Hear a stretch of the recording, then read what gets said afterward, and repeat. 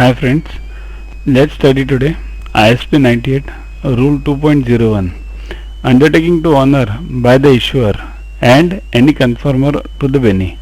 Issuer and conformer means issuing bank and conferring bank, but under standby it can be a bank or it can be anyone else. So up to sub-article D means C full total, all these articles are similar to that of UCP. So I won't be explaining and wasting our time in this. You can watch this, stop the slide, stop the presentation, and you can watch this. I'll explain it to you from point D.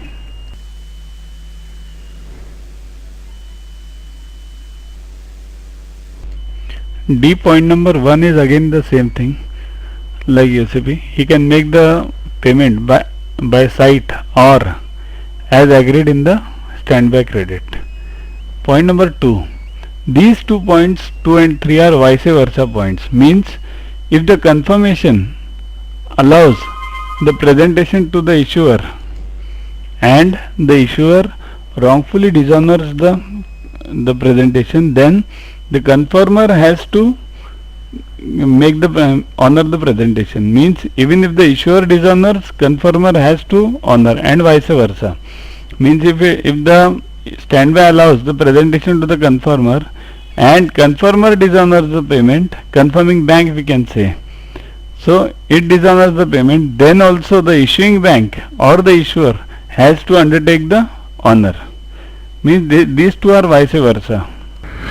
This subclass is of hardly any importance in banks because banks normally pay by wire transfer or Dedes.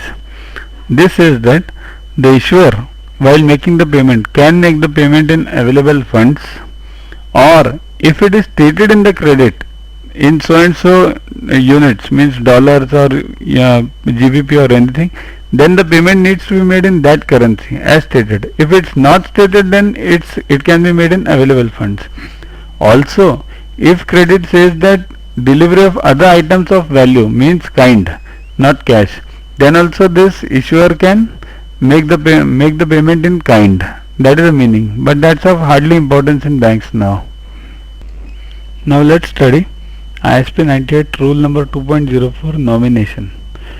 Now this nomination clause, it is not the similar clause to that in the banking, nomination in banking, or the assignment clause in UCP 600. See here, this nomination has an analogy with advising, confirmation and reimbursement of UCP 600. What does it state?